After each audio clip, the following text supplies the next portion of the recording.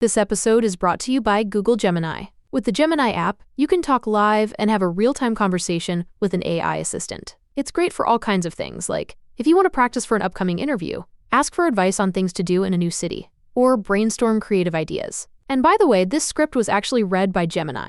Download the Gemini app for iOS and Android today. Must be 18 plus to use Gemini Live. Ryan Reynolds here for Mint Mobile. One of the perks about having 4 kids that you know about is actually getting a direct line to the big man up north. And this year, he wants you to know the best gift that you can give someone is the gift of Mint Mobile's unlimited wireless for $15 a month. Now, you don't even need to wrap it. Give it a try at mintmobile.com/switch. $45 upfront payment required, equivalent to $15 per month. New customers on first 3-month plan only. Taxes and fees extra. Speed slower above 40 gigabytes on unlimited. See mintmobile.com for details.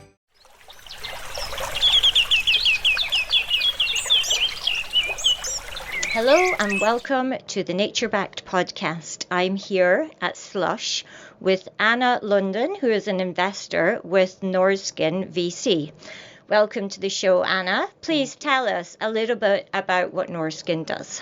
So Norrsken is today Europe's biggest early stage impact investor.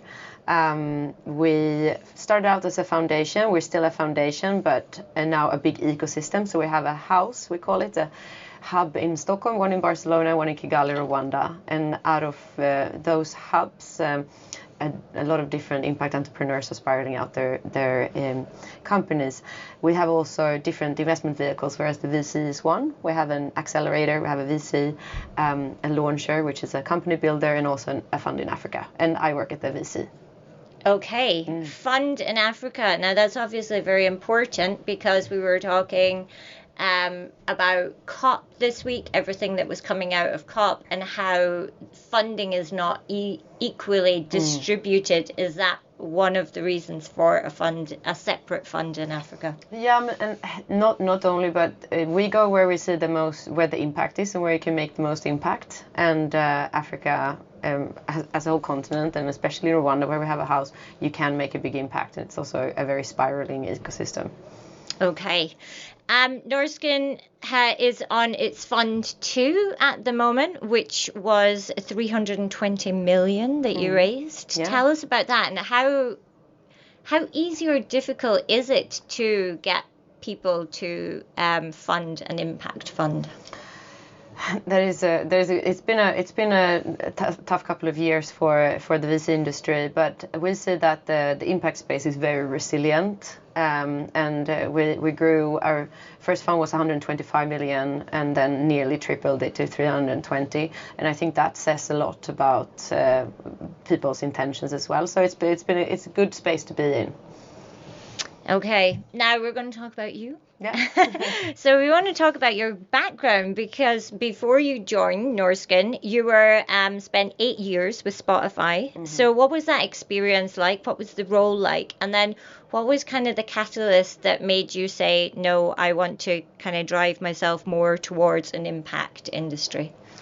This experience was great. I started off working with the 2 founders, Daniel and Martin, for 3.5 years, and the management team, and then overseeing market strategy and operations for the global markets.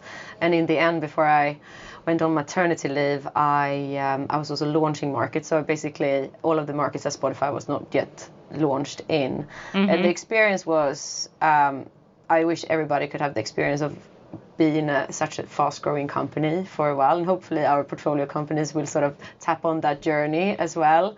So not just saying, when I started was globally less than 1,000 people at Spotify.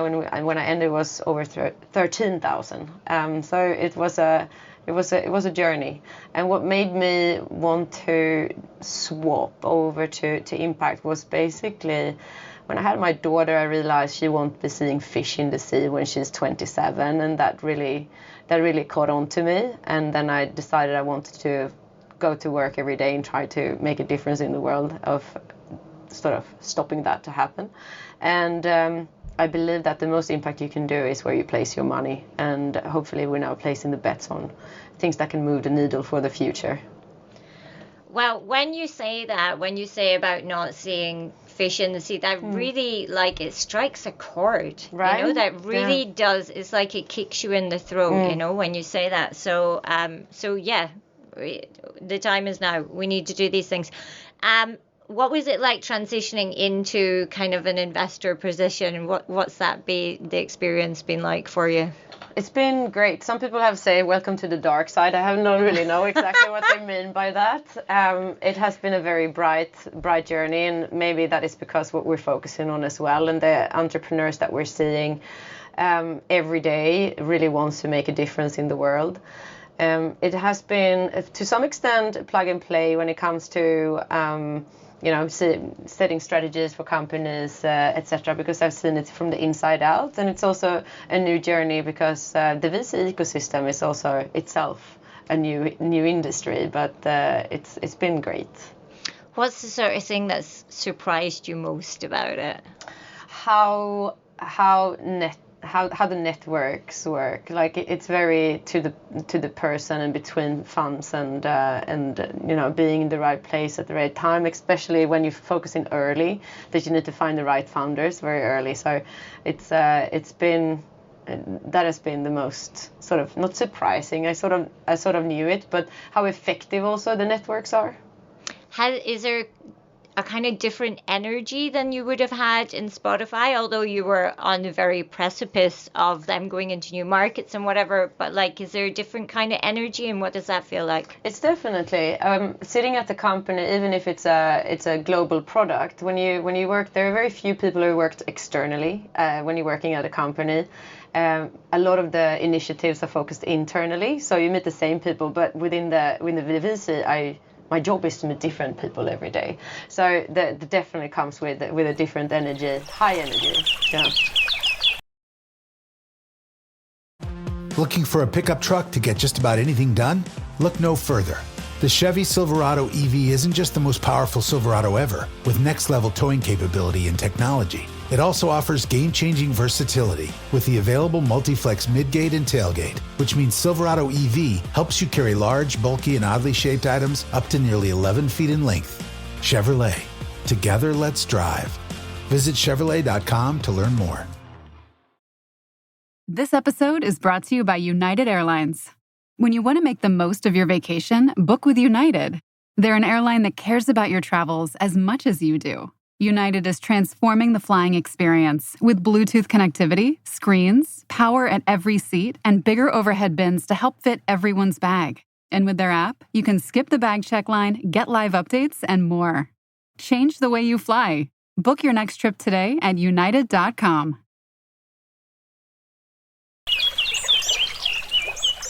Talking about energy. Yeah.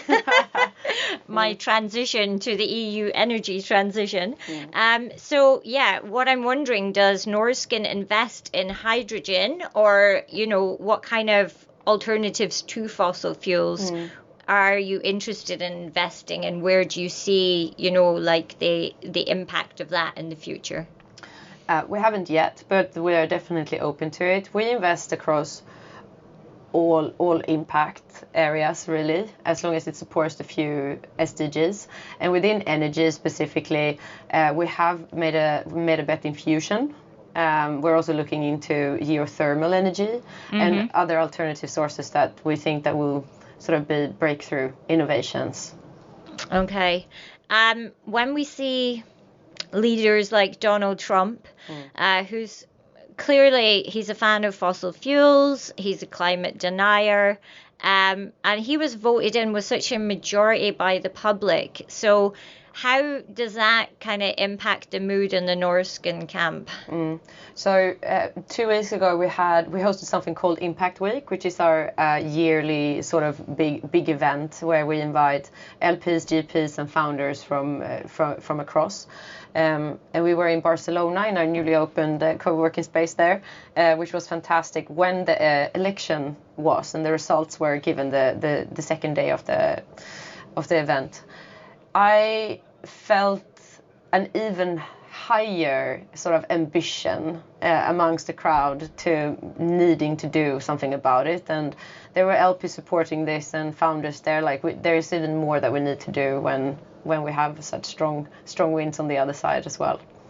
Yeah, actually, speaking about your event in Barcelona, Tarmo, from the podcast, he was actually at the event there as well. But yeah, like there is that heightened sense of, come on, we need to push this forward. We need to not let this knock us down, and we need to keep going. And I think that us at Nature Backed are also the same, that it's like, no, we need to get these stories out there. We need to have these conversations with people. The time is now. Yeah, that was the feeling. time. Yeah. Yes, it's not his time, it's our time. Exactly. So talking about time, so in the future, kind of like, what are you envisioning for the future? What's your kind of hopes and dreams for the future? First of all, when we started the VC, we were considered a niche. I'm doing situation marks, but you can't see that. A niche venture capital firm. I hope that in the future there will be no such thing as an impact investor. I hope that all the money that we are spending are doing that for a one-to-one correlation between impact and profitability, and we need to make impact profitable as well. How do you propose we get there, though? How do we get there? I think the best we can do is, the choices you make and where you spend your time and money, and sort of gets others to tap onto that journey. It starts with us, but also what you do and the people you have around you. So there's not only legislation, it needs to start with everybody. I hope there will be a better future. We definitely have time to fix it. We just need to do the right thing. So there is 90% of the CO2 in the world can be captured or saved. We have the technology for it, but the funding is not going there. So I just hope that we will wake up and realize before it's too late that. Okay, so we need to start funding the right things to be making the right impact. Yeah. Okay. I think that's pretty much the message that we have from Nature Backed as well. So thank you so much for joining me on the podcast here that we're recording in slush where it was snowing, and we're having such a great experience. And I hope you enjoy the rest of your slush experience. Thank you so much, Fiona. Thank you. Thank you. If you like the show, subscribe and leave a good rating on the podcast platform of your choice. It would mean a world to us.